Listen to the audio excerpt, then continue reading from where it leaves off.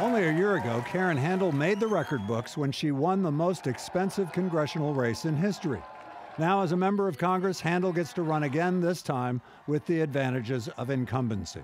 It is her race to lose. She is the incumbent. She's done a pretty good job so far. She hasn't made any missteps. No, I'm the favorite to win in November. That's Lucy McBath. When a mass murderer struck a high school in Parkland, Florida in February, McBath decided to run against Handel. McBath lost a son to gun violence. She views Karen Handel as merely an enabler of the policies of President Trump.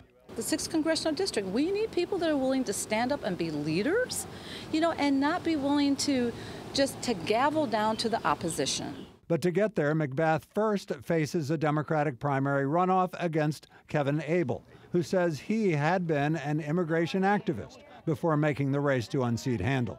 Karen Handel has done nothing in the last 12 months of the first 12 months of her role in Congress to separate herself at all from the repugnant policies of the Trump administration. Yet whichever Democrat wins the July runoff, she or he needs to only ponder the fate of Jon Ossoff a year ago.